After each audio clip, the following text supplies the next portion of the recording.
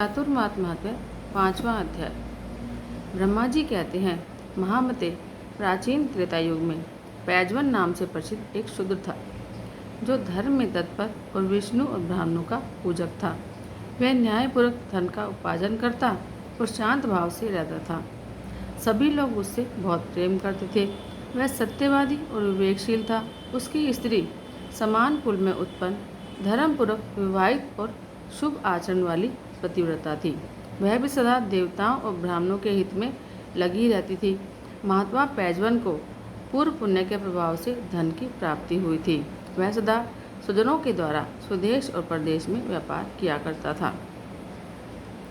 अपने और दूसरे के धन से भी वह व्यापार करता कराता था। इस प्रकार धर्म पर दृष्टि रखने वाले उस पैजवन को नाना प्रकार का प्रचुर धन प्राप्त हुआ। उसके दो पुत्र हुए। वे दोनों ही पिता की सेवा शुश्रूषा में लगे रहते थे। धन आदि का अहंकार तो उन्हें छू तक नहीं गया था। वे अपने धार्मिक आचरण से शोभा पाते थे और माता पिता की सेवा के अतिरिक्त दूसरी किसी वस्तु का आदर नहीं करते थे। उनकी स्त्रियां भी अपने सास ससुर की सेवा में अनिवार्य रूप से लगी रहती थी। पैजवन का घर धन धान्य से भरा रहता था। वह सदा स्वयं भी धर्मपरायणों, देवताओं और अतिथियों के पूजन में लगा रहता था।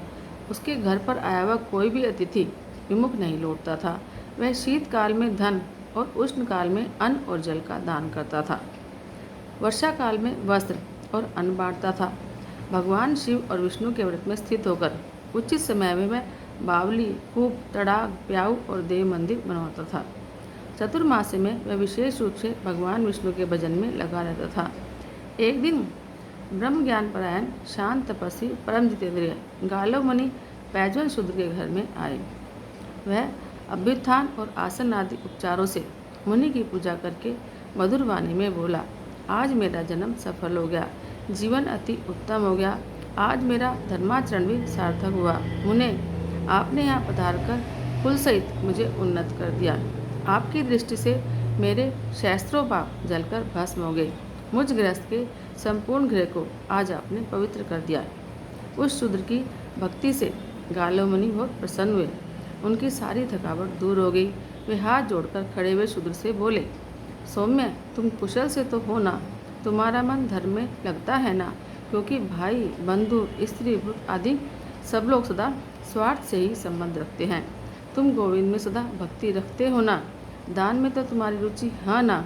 क्या धर्म, अर्थ, काम संबंधी कार्यों में तुम्हारा मन उत्साह के साथ संलग्न होता है? भगवान विष्णु का चरणोदक प्रतिदिन सिर पर धारण करते हो ना? भगवान विष्णु का भजन, श्री विष्णु की कथा, श्री विष्णु का स्तोत्र, श्री विष्णु का नमस्कार, श्री विष्णु का ध्यान और भगवान विष्णु का पूजन, यह सब भगवान के शयन काल यानी चतुर्मास्य में किया जाए तो मोक्ष देने वाला होता है। ऐसा कहते हुए मुनि को प्रणाम करके शूद्र ने फिर कहा, मुने, आपकी कृपा दृष्टि से ही मुझे आश्रम का पूरा फल मिल गया। तथापि मैं आपका उपदेश सुनना चाहता हूँ। आपके आगमन का क्या प्रयोजन है? आप कृपा करके मुझे बताएं। तब गालव जी ने उस धर्मात्मा और सत्यवादी शूद्र से कहा, इधर तीर्थ यात्रा में लगे हुए मुझे कई मास व्यतीत हो गए। अब चतुर्मास्य का समय आ गया है, अतः अपने आश्रम को जाऊंगा। भगवान नारायण की प्रसन्नता के लिए आषाढ़ शुक्ल एकादशी को अपने घर पर चातुर्मास्य का नियम ग्रहण करूंगा। पैजवन बोला, श्रेष्ठ, मेरे ऊपर अनुग्रह करके कोई ज्ञान की बात मुझे भी बताइए। वेद में मेरा अधिकार नहीं है, वेद शास्त्र के जप का भी मुझे अधिकार नहीं है।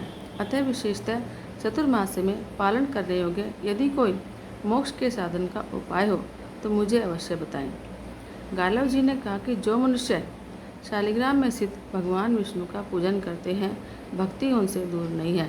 जिनका मन भगवान शालिग्राम के चिंतन में लगा हुआ है, उसके द्वारा जो कुछ भी शुभ कर्म किया जाता है वह अक्षय होता है। चतुर्मास्य में इसका विशेष महत्व है। जहाँ शालिग्राम शिला और द्वारका की शिला दोनों का संगम हो, वहाँ मनुष्य के लिए मुक्ति दुर्लभ नहीं। जिस भूमि में सैकड़ों पापों से युक्त मनुष्यों द्वारा भी शालिग्राम की शिला पूजी जाती है, वहाँ वह शिला 5 कोस तक के प्रदेश को पवित्र करती है। यह शालिग्राम शिला तेजो में पिंड है, साक्षात ब्रह्म स्वरूप है। इसके दर्शन मात्र से ही तत्काल सब पापों का नाश हो जाता है। महाशूद्र शालिग्राम शिला की उपस्थिति में सब तीर्थ और देव मंदिर पवित्र हो जाते हैं और समस्त नदियाँ तीर्थत्व को प्राप्त होती हैं।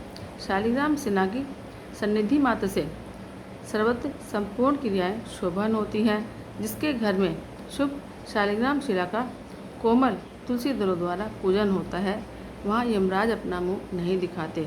ब्राह्मण, क्षत्रिय, वैश्य और सच्छूद्रों को भी शालिग्राम शिला के पूजन का अधिकार है।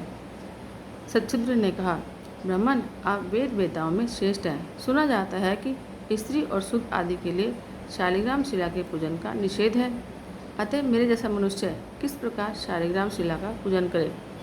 गालो महर्षि ने कहा कि मानद, शूद्रों में केवल असत शूद्र के लिए शालिग्राम शिला का निषेध है। स्त्रियों में भी पतिव्रता स्त्रियों के लिए उसका निषेध नहीं माना जाता। जो शालिग्राम शिला के ऊपर चढ़ाई हुई माला को अपने मस्तक पर धारण करते हैं, उनके हजारों पाप काल नष्ट हो जाते हैं। जो शालिग्राम शिला के आगे दीप दान करते हैं, उनका कभी यमपुरी में निवास नहीं होता। जो शालिग्राम शिला में व्याप्त भगवान विष्णु की मनोहर पुष्पों द्वारा पूजा करते और जो भगवान विष्णु के शयन काल में यानी कि चतुर्मास्य में शालिग्राम शिला को पंचामृत से स्नान कराते हैं, वे मनुष्य संसार बंधन में कभी नहीं पड़ते। मुक्ति के आदि कारण निर्मल शालिग्राम गत श्रीहरि को अपने हृदय में स्थापित करके जो प्रतिदिन भक्तिपूर्वक उनका चिंतन करता है, वह मोक्ष का भागी होता है। जो सब समय में विशेषतः चतुर्मास्य काल में भगवान शालिग्राम के ऊपर तुलसी दल की माला चढ़ाता है, वह संपूर्ण कामनाओं को प्राप्त कर लेता है। तुलसी देवी भगवान विष्णु को सदा प्रिय हैं। शालिग्राम महाविष्णु के स्वरूप हैं और तुलसी देवी साक्षात महालक्ष्मी हैं।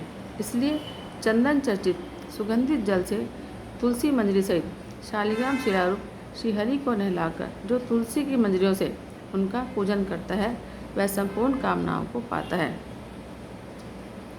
उत्तम पुष्पों से पूजित भगवान शालिग्राम का दर्शन करके मनुष्य सब पापों से शुद्ध और होकर और मन में श्रीहरि में तन्मयता को प्राप्त करता है। शालिग्राम शिला के 24 भेद हैं, उनका वर्णन सुनो। पहले केशव हैं, उनकी पूजा करनी चाहिए। दूसरे मधुसूदन, तीसरे शंकरशन, चौथे दामोदर, पाँचवें वासुदेव, छठे प्रद्युम्न, सातवें विष्णु, आठवें माधव, नवें अनंत मूर्ति, 10वें पुरुषोत्तम, 11वें अधोक्षज, 12वें जनार्दन, 13वें गोविंद, 14वें त्रिविक्रम, 15वें श्रीधर, 16वें ऋषिकेश, 17वें नरसिंह, 18वें विश्वयोनि, 19वें वामन, 20वें नारायण, 21वें पुंडरीकाक्ष, 22वें उपेंद्र, 23वें हरि और 24वें श्री कृष्ण कहे गए हैं। ये 24 मूर्तियाँ 24 एकादशियों से संबंध रखती हैं। साल भर में 24 एकादशियाँ और ये 24 मूर्तियाँ पूजी जाती हैं। इनकी नित्य पूजा करने वाला मनुष्य भक्तिमान होता है। जो मनुष्य भक्तिपूर्वक इस प्रसंग को सुनता और पढ़ता है, उसके ऊपर भूत सृष्टि की रक्षा करने वाले भगवान श्रीहरि अवश्य प्रसन्न होते हैं। इति श्री चतुर्मास मात्य पंचम अध्याय। जय जय श्री हरि।